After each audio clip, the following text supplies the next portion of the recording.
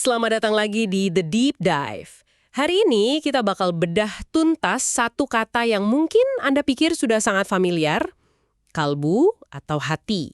Nah, sumber kita kali ini adalah serangkaian ayat dari Al-Quran yang Anda berikan, dan misinya sederhana, kita mau cari tahu apa sih sebenarnya hati menurut teks ini, karena sepertinya ini bukan cuma soal organ pompa darah atau tempat galau saja ya.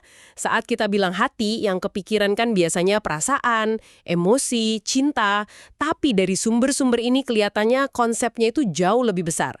Hampir seperti, pusat kendali kesadaran kita. Kita akan telusuri perjalanannya dari kondisi primanya saat ia sehat dan tenang, sampai saat ia terjangkit virus, terkunci, bahkan disegel total. Oke, mari kita mulai bedah ini. Betul sekali. Dan untuk memberi gambaran skalanya nih, kata kolbu atau dalam bahasa Arabnya kolbu dan bentuk jamaknya kulub, itu disebut ratusan kali dalam Al-Quran. Jadi ini bukan sekedar kata biasa, ini adalah konsep yang sangat sentral. Jadi, kita akan lihat secara tematik, kita kelompokkan ayat-ayatnya untuk membangun sebuah potret utuh tentang apa sebenarnya kolbu ini. Oke, langsung saja ke hal pertama yang bikin saya jujur kaget. Biasanya kan kita bilang, pakai otakmu kalau mau orang berpikir logis. Kecerdasan, nalar, itu semua urusan otak kan? Tapi sumber kita ini sepertinya menunjuk ke organ yang lain. Tepat, ini mungkin salah satu gagasan yang menjungkir balikan pemahaman modern kita. Al-Quran secara eksplisit menghubungkan fungsi berpikir atau bernalar yang dalam bahasa Arab disebut akal dengan hati, kolbu. Ada satu ayat yang sangat lugas soal ini di surah Al-Hajj ayat 46. Bunyinya begini, fatakunu lahum qulubun ya'qiluna biha. Oke. Terjemahannya kira-kira, sehingga mereka mempunyai hati yang dengannya mereka dapat memahami. Atau hati yang dengannya mereka bernalar. Tunggu. Qulubun yaqiruna biha. Hati untuk bernalar. Jadi menurut teks ini, berpikir itu tugasnya hati. Ini aneh banget sih. Soalnya dalam budaya kita, hati itu untuk merasa, otak untuk berpikir. Keduanya seolah terpisah gitu kan? Persis. Teks ini tidak melihat pemisahan itu. Justru, pemahaman yang sejati, kemampuan mengambil pelajaran atau hikmah, itu lahirnya dari hati yang berfungsi. Ayat itu bahkan melanjutkan dengan mengatakan bahwa bukan mata yang buta, tapi hati di dalam dada yang buta. Jadi, penglihatan dan pendengaran fisik kita itu cuma input data. Yang memproses data itu menjadi kearifan adalah hati. Tanpa hati yang bernalar, kita hanya melihat dan mendengar tanpa benar-benar mengerti. Oke, jadi hati itu semacam CPU-nya gitu ya? Pusat pemrosesan data.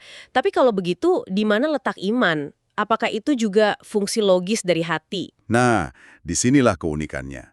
Hati bukan cuma CPU, tapi juga wadah untuk koneksi spiritual. Jadi, nalar dan iman itu tidak dipisah. Keduanya bersemayam di tempat yang sama. Kita bisa lihat ini di surah Al-Hujurat ayat 7. Walakinallaha habbaba ilaikumul imana wa zayyanahu fi qulubikum. Artinya, tetapi Allah menjadikanmu cinta kepada keimanan dan menjadikan iman itu indah dalam hatimu. Saya suka banget pilihan katanya. Dibuat indah. Jadi iman itu bukan sekedar daftar peraturan atau keyakinan dogmatis ya, tapi sesuatu yang dirasakan sebagai keindahan di dalam hati. Ini pengalaman yang sangat personal. Tepat sekali. Ini bukan doktrin yang dingin, tapi resonansi spiritual yang hangat dan hidup. Jadi di awal ini kita sudah punya dua fungsi utama, hati sebagai pusat nalar sekaligus sebagai wadah iman. Ia adalah tempat di mana logika dan spiritualitas bertemu. Oke, kalau hati yang ideal itu bisa berpikir jernih dan merasakan keindahan iman, berarti ada juga dong kondisi sebaliknya. Maksud saya, apa yang bisa membuat sistem operasi ini rusak atau error menurut sumber-sumber ini? Tentu, Al-Quran menggambarkan spektrum kondisi hati. Mari kita mulai dari kondisi puncaknya dulu ya, kondisi yang paling sehat. Teks ini menggunakan istilah hati yang mutmainah, artinya tenang, tentram, dan stabil. Ketenangan ini bukan sekedar rileks, tapi sebuah kedamaian batin yang kokoh. Di surat Ar-Ra'd ayat 28 disebutkan, Ala bidzikrillahi tatmainnul qulub. Yang artinya, Ingatlah, hanya dengan mengingat Allah hati menjadi tentram. Jadi, sumber stabilitasnya adalah koneksi spiritual. Menarik. Sekarang ini kan banyak orang mencari ketenangan lewat meditasi atau mindfulness, yang seringnya fokus pada usaha dari dalam diri. Tapi ayat ini seolah bilang kalau ketenangan sejati itu datang dari koneksi ke sesuatu yang lebih besar ya.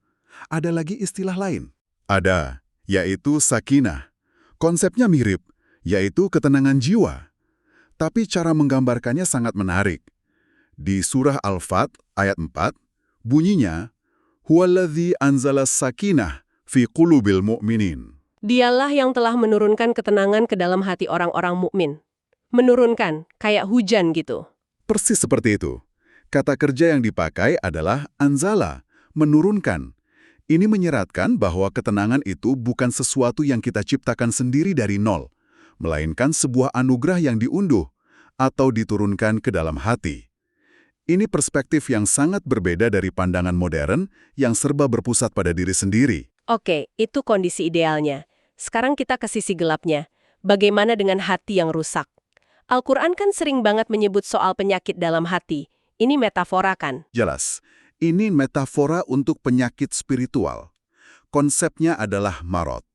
Seperti virus yang menginfeksi sistem komputer, penyakit ini mengganggu fungsi utama hati. Ayat yang paling sering dikutip ada di surah Al-Baqarah, ayat 10. Fi qulubihim maradun fazadahumullahu marada. Dalam hati mereka ada penyakit, lalu Allah menambah penyakitnya itu. Nah, kalimat terakhir itu terdengar agak suram ya. Allah menambah penyakitnya. Kedengarannya fatalistis sekali. Apa tidak ada ruang untuk sembuh? Seolah-olah kalau sudah kena penyakit ya sudah, makin parah saja. Pertanyaan yang sangat bagus. Para penafsir menjelaskan ini bukan sebagai tindakan sewenang-wenang Tuhan, melainkan sebagai sebuah hukum sebab akibat. Penyakit yang dimaksud di sini seringkali adalah kemunafikan, keraguan, atau hasad. Ketika seseorang secara sadar terus-menerus memelihara penyakit-penyakit ini dan menolak antivirus atau obatnya, yaitu petunjuk, maka secara alami penyakit itu akan makin parah. Jadi Allah menambah bisa dipahami sebagai konsekuensi alami dari pilihan orang itu sendiri untuk tetap berada dalam kondisi sakit. Oke. Jadi seperti orang yang menolak minum antibiotik, ya infeksinya makin menjadi-jadi. Masuk akal. Nah, dari sakit, saya lihat di sumber ini ada kondisi yang lebih parah lagi. Bahasanya kuat sekali, hati yang terkunci dan disegel. Ini level selanjutnya ya. Betul, ini eskalasinya. Kalau hati yang sakit, itu ibarat komputer yang kena virus, tapi masih bisa dibersihkan. Maka hati yang terkunci, itu ibarat komputernya sudah dienkripsi total oleh ransomware, atau koneksi internetnya diputus permanen. Tidak ada lagi data yang bisa masuk. Di surah Al-Baqarah ayat 7 disebutkan, Khotamallahu ala kulubihim wa ala sam'ihim. Allah telah menyegel Hati dan pendengaran mereka. Kata khotama itu seperti menyegel surat dengan lilin panas. Begitu disegel, tidak ada yang bisa masuk atau keluar. Selain disegel, ada juga istilah terkunci dengan gembokkan. Saya lihat di sini. Ya, visualnya lebih kuat lagi. Di surah Muhammad, ayat 24, ada pertanyaan retoris yang tajam. Ampala kulubin akfaluha. Atau di hati mereka ada gembok-gemboknya. Itu gambaran yang sangat fisik sih. Seolah-olah ada gembok betulan yang menghalangi hati untuk terbuka. Tepat. Apa pemicu gembok ini? Sumber kita ini sangat spesifik menunjuk pada satu hal. Kesombongan. Kesombongan dan kezoliman. Coba kita lihat surat Ghafir ayat 35.